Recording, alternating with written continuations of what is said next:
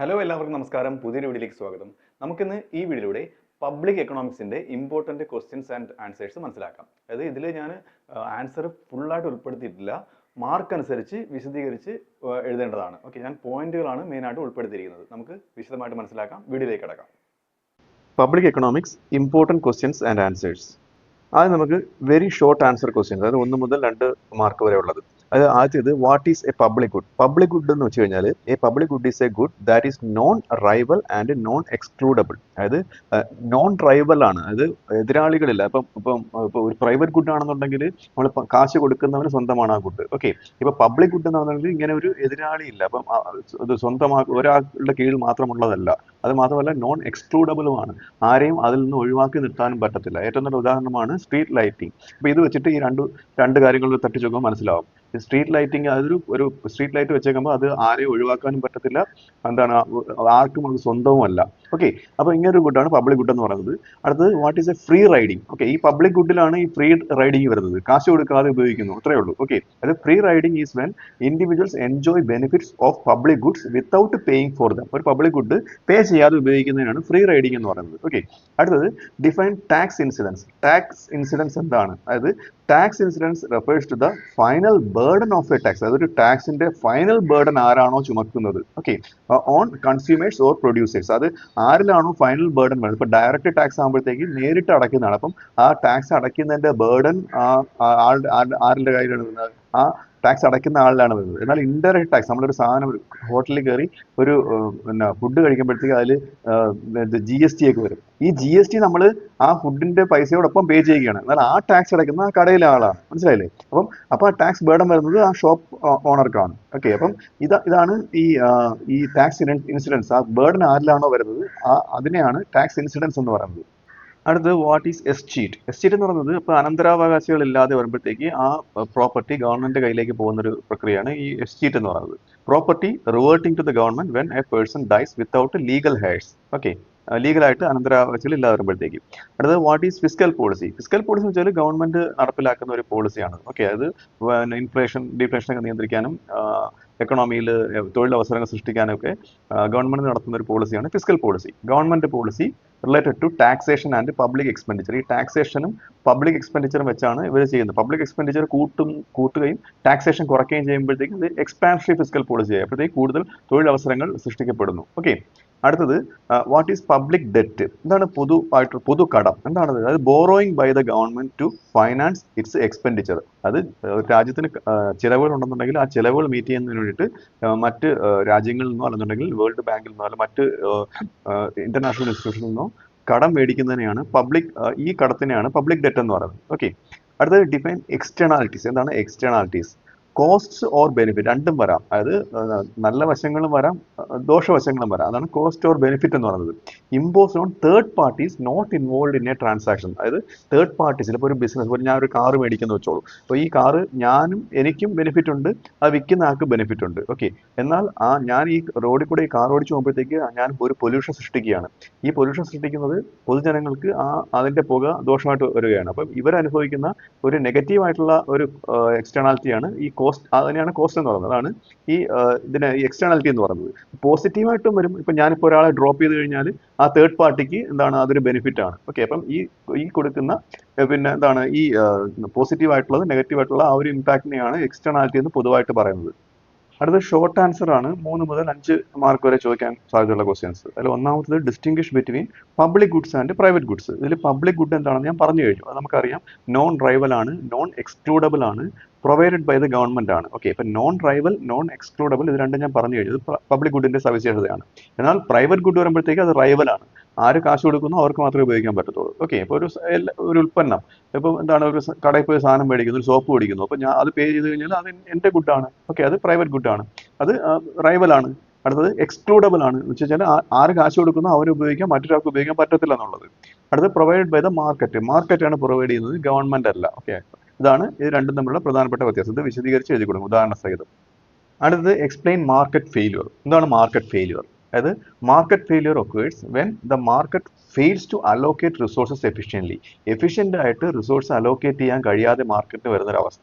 Efficient allocate വെച്ചാൽ ഇപ്പോൾ demand അനുസരിച്ച് ആൾക്കാർ ആവശ്യപ്പെടുന്നതിനനുസരിച്ച് ആ സപ്ലൈ ചെയ്യാൻ കഴിയാത്ത അവസ്ഥ, അവർക്ക് സാധനങ്ങൾ വിൽക്കാൻ കഴിയാത്തൊരവസ്ഥ.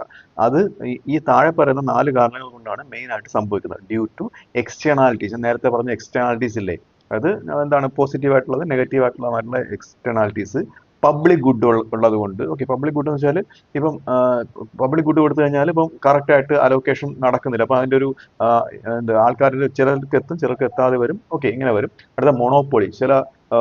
ചില ഫേംസ് മാത്രം അവർ മാത്രം അവകാശപ്പെട്ട ചില ഉൽപ്പന്നങ്ങളുണ്ട്. ഇങ്ങനെ വരുമ്പോഴത്തേക്ക് എഫിഷ്യൻ്റ് ആയിട്ട് അലോക്കേറ്റ് ചെയ്യപ്പെടുന്നില്ല. Information asymmetry.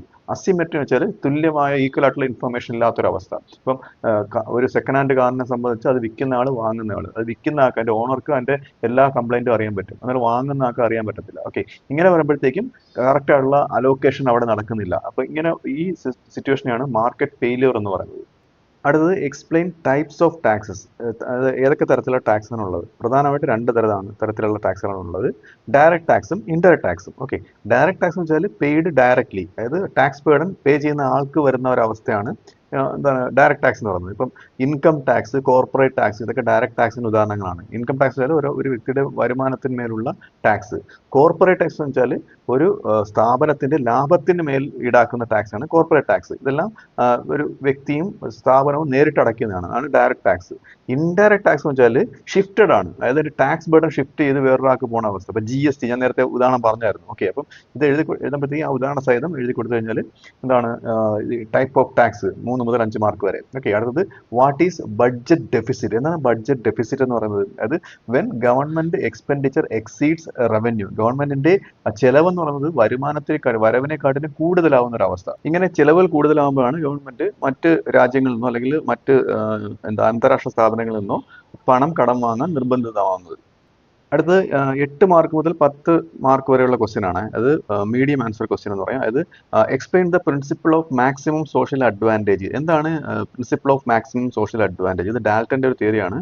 ഇതിനെപ്പറ്റി വിശദമായിട്ട് ഞാൻ ഒരു വീഡിയോ ചെയ്തിട്ടുണ്ട് കേട്ടോ. അത് കണ്ടില്ലാത്തവർക്ക് അവിടെ ലിങ്ക് ഇട്ടാൽ അത് ക്ലിക്ക് ചെയ്താൽ ആ വീഡിയോ കാണാവുന്നതാണ്. ഓക്കെ, അപ്പം ഓപ്റ്റിമം ഒക്കേഴ്സ്, അതായത് ഈ ഓപ്റ്റിമം എന്ന് പറയുന്നത് എത്തുന്നത് മാർജിനൽ സോഷ്യൽ ബെനിഫിറ്റും, MSB എന്ന് പറയും, അതും മാർജിനൽ സോഷ്യൽ സാക്രിഫൈസും. ഓക്കെ, അതായത് സൊസൈറ്റി സാക്രിഫൈസ് ചെയ്യുന്ന എത്രയാണോ അത് ബെനിഫിറ്റിന് തുല്യമായി വരുന്ന അവസ്ഥ. ഓക്കെ, ഇത് വിശദമായിട്ട് ആ വീഡിയോ പറയുന്നുണ്ട്, അത് കണ്ടില്ലാത്തവർ കാണുക. ഓക്കെ, അപ്പോൾ ഇതിനെയാണ് ഓപ്റ്റിമം, അതായത് എന്താണ് മാക്സിമം സോഷ്യൽ അഡ്വാൻറ്റേജ് എന്ന് പറയുന്നത്. Okay, it ensures efficient public expenditure and taxation. അതായത് എഫിഷ്യൻ്റ് ആയിട്ടുള്ള പബ്ലിക് എക്സ്പെൻഡിച്ചറും ടാക്സേഷനും, അതായത് ടാക്സ് അടയ്ക്കുന്നവർക്ക് കൃത്യമായിട്ടുള്ള ബെനിഫിറ്റ് കിട്ടുന്നുള്ളൊരു തിയറിയാണത് കേട്ടോ. അതാണ് ഇതിൽ പറയുന്നത്. അടുത്തെന്ന് പറയുന്നത് explain externalities and their control. എന്തൊക്കെയാണ് എക്സ്റ്റേണാലിറ്റീസ്, അത് നിയന്ത്രിക്കുന്നത് എങ്ങനെയാണ്? അതായത് പോസിറ്റീവ് എക്സ്റ്റേണാലിറ്റീസ് ഉണ്ട്. ഞാൻ നേരത്തെ പോസിറ്റീവ് എക്സ്റ്റേണാലിറ്റീസ് എന്ന് പറഞ്ഞു കഴിഞ്ഞു. ഓക്കെ, അതിന് ഉദാഹരണങ്ങൾ സഹിതം എഴുതി കൊടുക്കണം. അത് കൂടുതൽ നിയന്ത്രിക്കുന്നത് അല്ലെങ്കിൽ അത് ആൾക്കാരിൽ എത്തിക്കുന്നത് സബ്സിഡീസ് മുഖാന്തരമാണ്. ഉദാഹരണത്തിന് ഒരു ഉൽപ്പന്നം അത് ജനങ്ങൾക്ക് ഗുണപ്രദമാണ് എന്ന് കണ്ടു കഴിഞ്ഞാൽ അതിൻ്റെ ഉൽപ്പാദനം കൂടുതൽ നടത്തുന്നതിന് വേണ്ടി ഗവൺമെൻറ് പ്രോത്സാഹിപ്പിക്കും. അപ്പോൾ അതിന് സബ്സിഡി കൊടുത്ത്, ഇളവുകൾ കൊടുത്ത് കൂടുതൽ അത് ഉൽപ്പാദിപ്പിക്കും. ഓക്കെ, അപ്പോൾ ഇങ്ങനെയാണ് ഇത് പോസിറ്റീവ് എക്സ്റ്റേണാലിറ്റീസ് ക്രിയേറ്റ് ചെയ്യുന്നത്. ഓക്കെ, അത് നിയന്ത്രിക്കുന്നത്, കൺട്രോൾ ചെയ്യുന്നത്. നെഗറ്റീവ് എക്സ്റ്റേണാലിറ്റീസ് ആണെന്നുണ്ടെങ്കിലോ, അപ്പോൾ സമൂഹത്തിന് ദോഷമായിട്ട് ബാധിക്കുന്നതാണെന്നുണ്ടെങ്കിൽ കൂടുതൽ ടാക്സ് ഏർപ്പെടുത്തി അതിനെ നിയന്ത്രിക്കുക അല്ലെങ്കിൽ അതിനെ റെഗുലേറ്റ് ചെയ്യും. ഓക്കെ, അപ്പോൾ ഇത് വിശദമായിട്ട് എഴുതുന്നത്. ഇതാണ് 2 തരത്തിലുള്ള എക്സ്റ്റേണാലിറ്റീസും അതിൻ്റെ കൺട്രോളും എന്ന് പറയുന്നത്.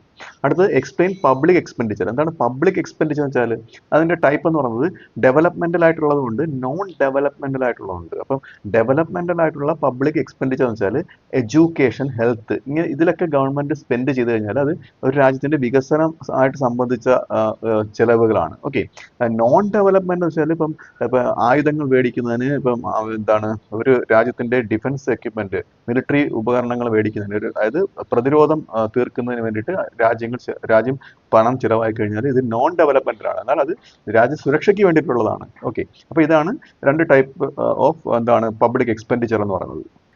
അടുത്തെന്ന് പറയുന്നത് എക്സ്പ്ലെയിൻ കാനൺസ് ഓഫ് ടാക്സേഷൻ.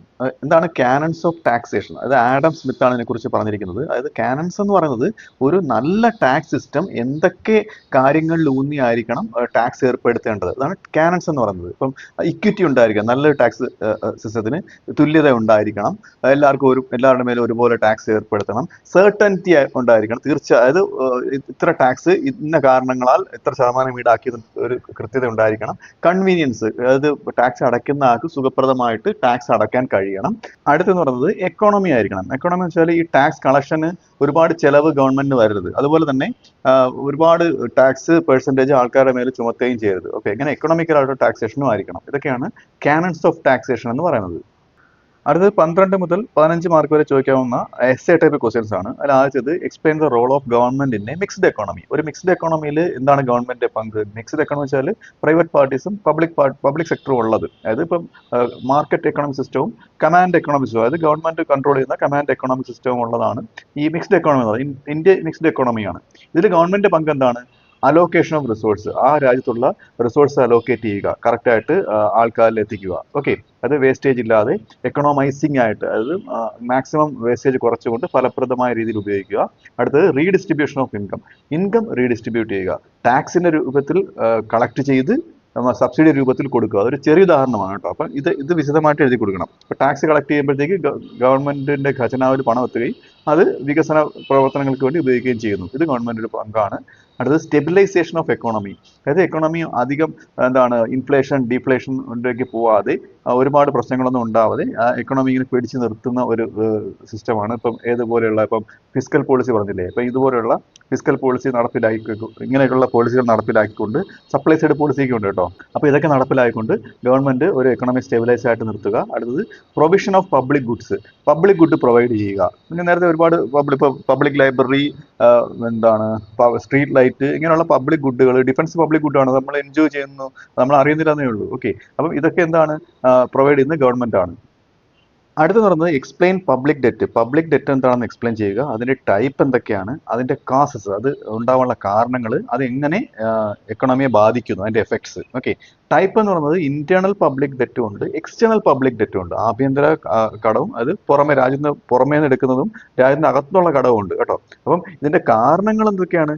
ഇപ്പം ഒന്നാമത്തെ കാരണം വെച്ചാൽ ബഡ്ജറ്റ് ഡെഫിസിറ്റ്. ഇപ്പൊ ഞാൻ നേരത്തെ പറഞ്ഞില്ലേ, ബഡ്ജറ്റ് ഡെഫിസിറ്റ് എക്സ്പെൻഡിച്ചർ കൂടുതലായിട്ട് വരുമ്പോഴത്തേക്ക് കടമെടുക്കേണ്ടി വരും. അടുത്തത് ഡെവലപ്മെന്റ് പ്രൊജക്ടിന് വേണ്ടിയിട്ട്, രാജ്യത്തിന്റെ വികസനത്തിന് വേണ്ടിയിട്ടും കടമെടുക്കേണ്ടി വരും. ഓക്കെ, അപ്പം ഇങ്ങനെയാണ് ഇതിന്റെ കാരണങ്ങൾ ഉണ്ടാവുന്നത്. അപ്പം ഇതിന്റെ എഫക്ട്സ് എന്തൊക്കെയാണ്? ഇങ്ങനെ വന്നു കഴിഞ്ഞാൽ, അപ്പം കടം എടുത്തു കഴിഞ്ഞാൽ രാജ്യത്തിന് നല്ലതാണ്. എന്താണ് പോസിറ്റീവ് എഫക്ട് എന്ന് പറയുന്നത്? എക്കണോമിക് ഗ്രോത്ത് ഉണ്ടാവും. ആ കടം മേടിച്ച് എക്കണോമിയിൽ ഫലപ്രദമായിട്ട് ഗവൺമെന്റ് ചെലവായി കഴിഞ്ഞാൽ എക്കണോമിക് ഗ്രോത്ത് ആവും, അത് പോസിറ്റീവ് എഫക്റ്റ് ആണ്. ഓക്കെ, പിന്നെ നെഗറ്റീവ് എഫക്റ്റ് ഉണ്ട്, ബേർഡൻ ഓൺ ഫ്യൂച്ചർ ജനറേഷൻ. ഇനി വരുന്ന തലമുറയില്ലേ, അപ്പൊ ഈ കടം ഇങ്ങനെ പലിശ അടച്ച് ഈ കടം മുഴുവനും വീട്ടാനാവാതെ ഇങ്ങനെ കിടക്കും. അപ്പം ഇത് ഫ്യൂച്ചർ ജനറേഷനാണ് അനുഭവിക്കുന്നത്. അപ്പോൾ അതൊരു നെഗറ്റീവ് ആയിട്ടുള്ള എഫക്റ്റ് ആണ്. അടുത്തെന്ന് പറയുന്നത് ഡിസ്കസ് ടാക്സേഷൻ ഇൻ ഇന്ത്യ, അതായത് ഇന്ത്യയിലെ ടാക്സേഷൻ ഡിസ്കസ് ചെയ്യുക എന്നൊരു എസ്സേ ചോദിച്ചു കഴിഞ്ഞാൽ, എന്നുണ്ടെങ്കിൽ പ്രിൻസിപ്പിൾസ് ഓഫ് ടാക്സേഷൻ, ഇത് രണ്ടും ഒന്ന് തന്നെയാണ് കേട്ടോ. അപ്പോൾ ഇങ്ങനെ ചോദിച്ചു കഴിഞ്ഞാൽ പ്രോഗ്രസീവ് ടാക്സേഷൻ എഴുതാം. പ്രോഗ്രസീവ് ടാക്സേഷൻ വെച്ചാൽ ഇപ്പം ഒരാളുടെ വരുമാനം കൂടുന്നതിനനുസരിച്ച് ആ ടാക്സ് പെർസെൻറ്റേജും കൂടി പോകുന്ന ഒരു അവസ്ഥ. അപ്പം 5% ടാക്സ് അടയ്ക്കുക, അത് വരുമാനം കൂടുന്നതനുസരിച്ച് 6%, 7%, അങ്ങനെ കൂടി പോകുന്ന ഒരു അവസ്ഥയാണ് പ്രോഗ്രസീവ് ടാക്സേഷൻ എന്ന് പറയുന്നത്. ഇന്ത്യയിൽ അത് ആപ്ലിക്കബിൾ ആണ്, ഇന്ത്യയിൽ അത് ചെയ്യുന്നുണ്ട്. ഓക്കെ, അടുത്തത് ഇക്വിറ്റി വേഴ്സസ് എഫിഷ്യൻസി ആണ്. ഇക്വിറ്റി എന്ന് വെച്ചാൽ ഇപ്പം എല്ലാവർക്കും ഒരുപോലെ ടാക്സ് ഏർപ്പെടുത്തുന്ന ഒരു അവസ്ഥ. അപ്പം എല്ലാവർക്കും അധികം ഭാരമില്ലാതെ ഈക്വൽ ആയിട്ട് ടാക്സ് ഏർപ്പെടുന്ന ഒരു അവസ്ഥ. അപ്പം അവിടെ എഫിഷ്യൻസി കുറയും, എഫിഷ്യൻ്റ് ആയിട്ടുള്ള ടാക്സ് കളക്ഷൻ അവിടെ ഇല്ലാതെ വരും. അപ്പോൾ ഈ ഇക്വിറ്റിയും എഫിഷ്യൻസിയും മാനേജ് ചെയ്തുകൊണ്ട് പോകണം. അതായത് എഫിഷ്യൻസി ഇല്ലാതെ വരിക എന്ന് വെച്ചാൽ ഇപ്പം ഖജനാവിലേക്ക് വേണ്ടത്ര ടാക്സ് കളക്ഷൻ എത്താതെ വരികയോ അല്ലെന്നുണ്ടെങ്കിൽ ഒരുപാട് എക്സ്പെൻസ് ആവുകയോ ചെയ്യുന്ന ഒരു അവസ്ഥയുണ്ട്. അപ്പം ഇതും ഇക്വിറ്റിയും എഫിഷ്യൻസിയും തുല്യമായി കൊണ്ടുപോകുന്നത് ഒരു പ്രിൻസിപ്പിളാണ്, ടാക്സേഷന്റെ പ്രിൻസിപ്പിളാണ്. അടുത്തത് റോൾ ഇൻ റെഡ്യൂസിങ് ഇന്നിക്വാളിറ്റി, അതായത് ഇന്നിക്വാളിറ്റി, അസമത്വങ്ങൾ കുറയ്ക്കുന്നതിന് നേരത്തെ പറഞ്ഞു കഴിഞ്ഞു. ഇപ്പം പണക്കാരന്റെ കയ്യിൽ നിന്ന് കൂടുതൽ ടാക്സ് ഏർപ്പെടുത്താം, പാവപ്പെട്ടവന്റെ കയ്യിൽ നിന്ന് കുറച്ച് ടാക്സ് ഏർപ്പെടുത്തുന്ന ഒരു അവസ്ഥ. അപ്പം അങ്ങനെയൊക്കെ വരുമ്പോഴത്തേക്ക് ഒരു ഇന്നിക്വാളിറ്റി അവിടെ മാക്സിമം കുറയ്ക്കാൻ പറ്റും. അപ്പോൾ ഇങ്ങനെയൊക്കെ ഇന്നിക്വാളിറ്റി കുറച്ചുകൊണ്ട് ടാക്സ് ഏർപ്പെടുത്തിക്കൊണ്ട് പോകണം. ഇതെല്ലാം ഇതിന്റെ ഒരു ബാലൻസ് വേണം. അപ്പോൾ അതൊക്കെയാണ് ഇന്ത്യയിലെ ടാക്സേഷനുമായിട്ട് ബന്ധപ്പെട്ട പ്രിൻസിപ്പിൾസ്. അടുത്തത് explain fiscal policy objectives and tools. എന്താണ് ഫിസ്ക്കൽ പോളിസി, പിന്നെ അതിന്റെ ലക്ഷ്യങ്ങൾ എന്താണ്, ഏതൊക്കെ ടൂൾ വെച്ചിട്ടാണ് ഇത് നടപ്പിലാക്കുന്നത്. ഓക്കെ, അതായത് ഫിസ്ക്കൽ പോളിസി എന്താണെന്ന് വെച്ചാൽ ഗവൺമെന്റ് നടപ്പിലാക്കുന്ന വികസന പദ്ധതികൾക്കാണ് ഫിസ്ക്കൽ പോളിസി എന്ന് പറയുന്നത്. ഇപ്പം ഗവൺമെന്റ് സ്പെൻഡിങ് കൂട്ടുകയും ടാക്സേഷൻ കുറയ്ക്കുകയും ചെയ്യുന്നു. ഗവൺമെന്റ് സ്പെൻഡിങ് എന്തിനൊക്കെയാണ് ഗവൺമെന്റ് സ്പെൻഡ് ചെയ്യുന്നത്? പാലം പണി, റോഡ് വികസനം, പിന്നെ എന്താണ് ഹോസ്പിറ്റലുകൾ, സ്കൂള്, ഇങ്ങനെയുള്ള കൺസ്ട്രക്ഷൻ വരുമ്പോഴത്തേക്ക് ഗവൺമെന്റ് സ്പെൻഡിങ് കൂടുന്നു, കൂടുതൽ തൊഴിൽ അവസരങ്ങൾ സൃഷ്ടിക്കപ്പെടുന്നു, വിദ്യാഭ്യാസമുള്ള ജനത വരുന്നു, രാജ്യം വികസിത പാതയിലേക്ക് നയിക്കുന്നു. അപ്പം ഇതൊക്കെയാണ്. പിന്നെ ടാക്സ് റേറ്റ് കുറയുമ്പോൾ എന്താണ് സംഭവിക്കുന്നത്? ആൾക്കാരുടെ കയ്യിൽ കുറച്ച് ടാക്സ് അടയ്ക്കുമ്പോഴത്തേക്ക് റേറ്റ് കുറയല്ല, അപ്പോൾ കുറച്ച് ടാക്സ് അടയ്ക്കുമ്പോഴത്തേക്ക് ആൾക്കാരുടെ കയ്യിൽ ചിലവാക്കാൻ പണം ഉണ്ടാകുന്നു, അവർ കൂടുതൽ സ്പെൻഡിങ് നടത്തുന്നു. അപ്പം ഒരു എക്കണോമിക് ബൂം ഉണ്ടാകുന്നു, എക്കണോമിയിൽ ഒരു കൂടുതൽ സ്പെൻഡിങ് ആക്ടിവിറ്റീസ് ഒക്കെ നടക്കുന്നു. ഓക്കെ, അപ്പോൾ ഇത് ഞാൻ ഇപ്പോൾ പറഞ്ഞത് എക്സ്പാൻട്രി ഫിസ്ക്കൽ പോളിസിയാണ് കേട്ടോ. അതാണ് ഗവൺമെന്റ് സ്പെൻഡിങ് കൂട്ടുകയും ടാക്സ് റേറ്റ് കുറയ്ക്കുകയും ചെയ്യുന്നത്. അതിന്റെ നേരെ ഓപ്പോസിറ്റ് ആണ് കോൺട്രാക്ഷണറി ഫിസ്ക്കൽ പോളിസി എന്നത്. അത് വളരെ റയർ ആയിട്ടാണ് ഗവൺമെന്റ് അത് ചെയ്യുന്നത്. ഓക്കെ, ഇതൊക്കെയാണ് ഫിസ്ക്കൽ പോളിസി എന്താണെന്നുള്ളത്. അപ്പോൾ അതിന്റെ ലക്ഷ്യങ്ങൾ എന്തൊക്കെയാണ്? ഗ്രോത്ത്, എന്താ, രാജ്യത്തിന്റെ വികസനം. ഓക്കെ, ഇത് ഒരു ഒന്നാമത്തെ ലക്ഷ്യമാണ്. അതിന് സ്റ്റെബിലിറ്റി എന്ന് വെച്ചാൽ അധികം പണപ്പെരുപ്പമോ പണച്ചെരുക്കമോ അല്ലാതെ, ഇപ്പൊ കറൻസി റേറ്റ് ഒരുപാട് സാധനങ്ങൾക്ക് ഒരുപാട് വില കൂടാതെ എന്ത് ചെയ്യുക, സ്റ്റേബിൾ ആയിട്ട് കൊണ്ടുപോകാൻ സാധിച്ചാൽ അത് വലിയൊരു വിജയമാണ് കേട്ടോ. അപ്പൊ ഇത് ഒരു ലക്ഷ്യമാണ്. അടുത്ത എംപ്ലോയ്മെന്റ്, നേരത്തെ പറഞ്ഞ പോലെ തൊഴിലവസരങ്ങൾ സൃഷ്ടിക്കുക, ഇൻവെസ്റ്റ്മെന്റുകൾ നടത്തി കൂടുതൽ തൊഴിലവസരങ്ങൾ സൃഷ്ടിക്കുക, അത് മറ്റൊരു ലക്ഷ്യമാണ്. അപ്പൊ ഇതൊക്കെ ചെയ്യുന്നത് ഏതൊക്കെ ടൂൾസ് ഉപയോഗിച്ചാണ്? ഒന്നാമത്തെന്ന് പറയുന്നത് ടാക്സേഷൻ. ഞാൻ പറഞ്ഞില്ലേ, നേരത്തെ പറഞ്ഞ ടാക്സേഷൻ ഉപയോഗിച്ചിട്ട്. അടുത്തത് പബ്ലിക് എക്സ്പെൻഡിച്ചർ, അതായത് പബ്ലിക് സ്പെൻഡിങ് എന്ന് പറഞ്ഞല്ലോ. അപ്പൊ ഇത്.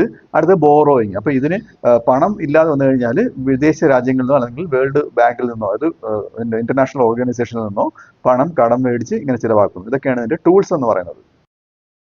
അപ്പോൾ ഈ വീഡിയോ നിങ്ങൾക്ക് മനസ്സിലായെന്ന് വിശ്വസിക്കുന്നു. അടുത്ത വീഡിയോയുടെ മറ്റൊരു വിഷയമായി വീണ്ടും കാണാം.